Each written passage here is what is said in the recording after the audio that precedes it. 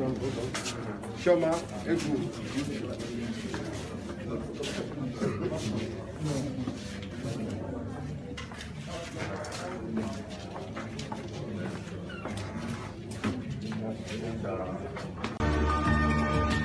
Hey guys, welcome back to my channel and thank you so much for watching.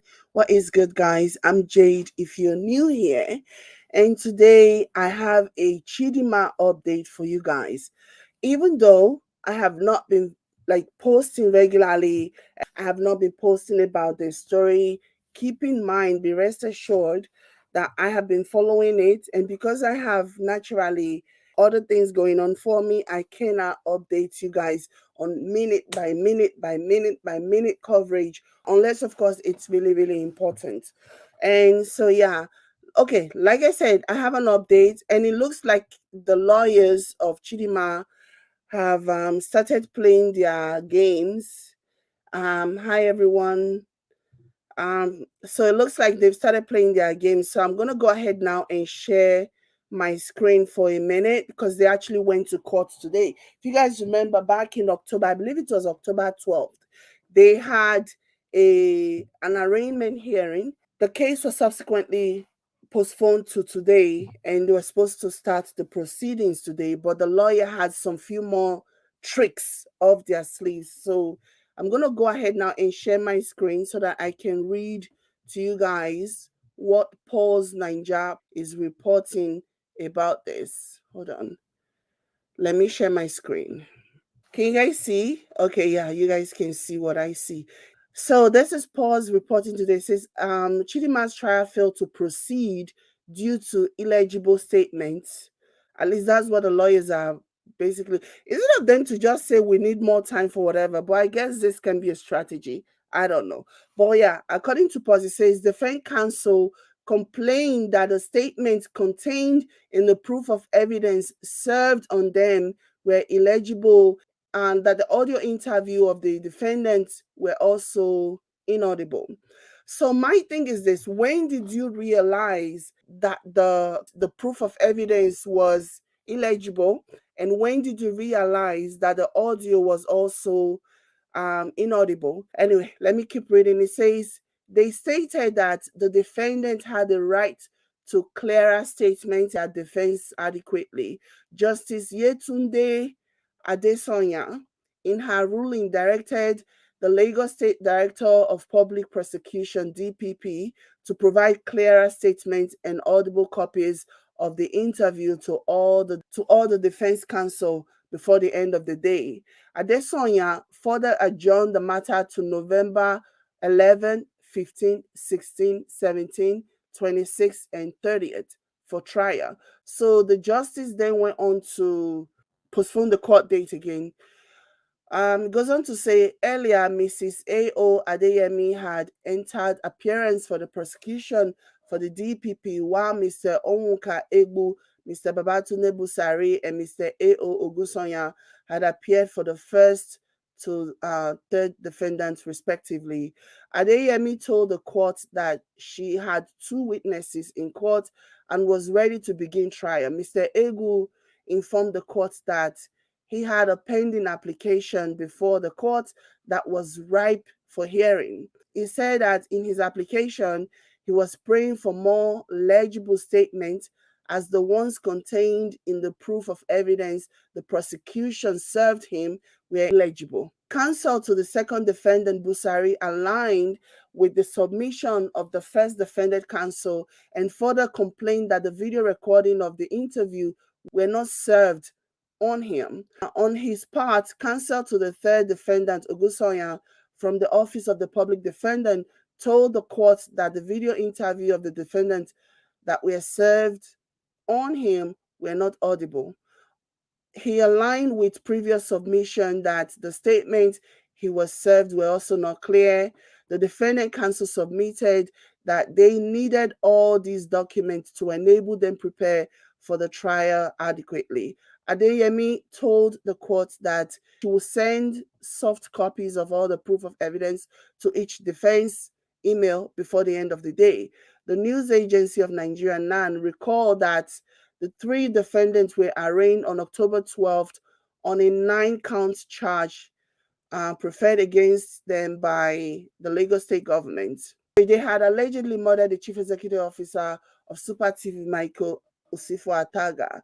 The first two defendants, Chidinma Ojukwu and Adepo Quadri, are facing the first 8 counts on the charge bordering on conspiracy murder, stabbing, forgery, making of bank statements, and stealing.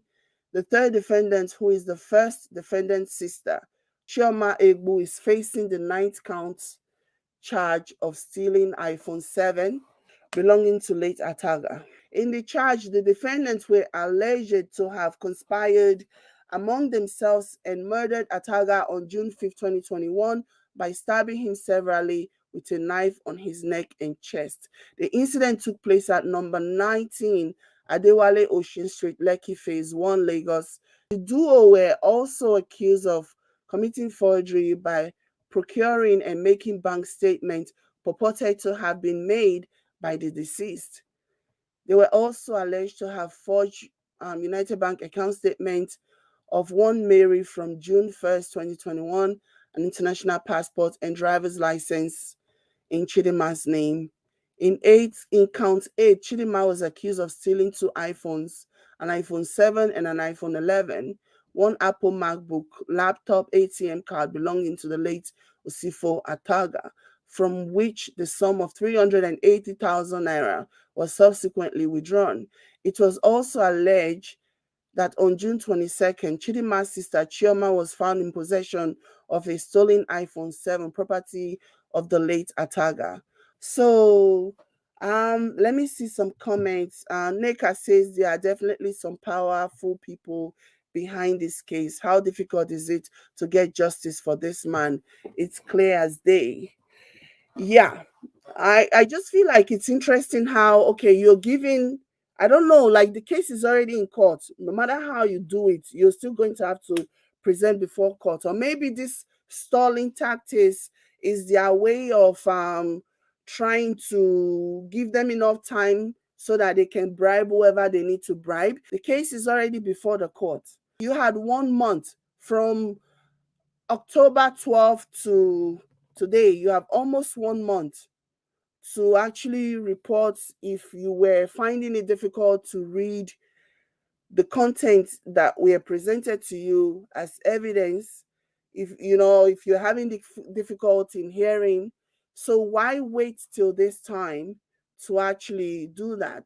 If the rich man cannot get justice in Nigeria, I sorry for regular Nigerians. That's actually a really interesting point. I know, I mean, we're not talking about the rich versus the poor. In this case, if we really have to go by the way things are done, it's even Chidinma that is really not rich here. She's the one that comes from a humble family who did what she did to this man. So in reality, if anybody is not rich, it's actually Chidinma. And so to your point, I agree. The fact that it is hard for them to actually prosecute this person, but then again, it's still too soon. The thing only happened back in June. So yeah, let the defendants do their dance, let their lawyer do whatever they need to do. I don't think she's gonna get away with it. I've been asked this question a lot of times. People have asked me, Jay, do you think Chidinma will get away scot-free? I understand the notion of Chidinma having a lot of people behind her, bankrolling her, or even people who were using her as a bait. That seemed to be a consensus among people on the outside looking in, that there was no way she could have done this by herself, that she had help, that she was just a bait. The main culprits are not even have not even been charged in this situation. It's worth noting, so if that is the case, those ones may very well be the ones in the background pulling the strings and detecting what goes on. I guess at the end of the day, we are going to find out when the case is eventually rounded up, when we see the outcome of the case. But yeah, I'm glad that the judge did not postpone it to maybe another 1 month or 2 months or whatever. He just gave them a few days, because if you're a defense lawyer who really, really wants to do right by their client, you do not wait until court date to announce to the judge. You can communicate this with the district attorney and you guys can have a communication. You do not need to wait until court date to announce to the court that you were not able to read what the prosecutor shared with you. So to me, it's suspect. But yeah, I'm following the story. Like I said, I just don't want to be posting every single minute what happens. I want to take my time. And like I said, this is new to me that Chidinma's sister was charged. And now I'm wondering, could it be the same sister who came out and said that their mom haven't seen her in 11 years or whatever, you know?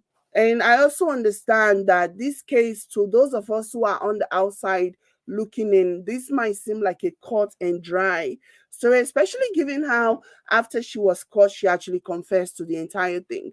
But if maybe there's more to the story that we are not privy to, maybe there is more information that we are not privy to. And so the prosecutor really wants to cross their T's and dot their I's so that they do not lose this one.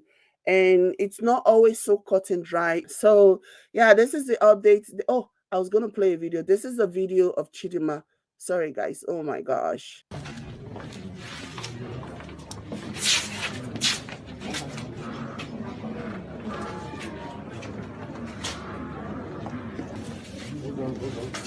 Chioma,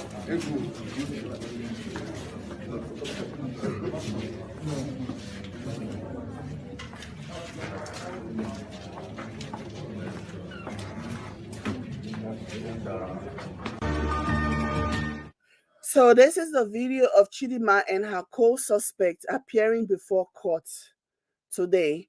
So on that note, you guys, this is where I'm going to end this. Thank you so much for watching. Let me know what you guys think in the comment section down below. Like this video if you like it. Subscribe if you've not already done so. Thank you so much. I'll catch you guys in my next one. Bye, guys.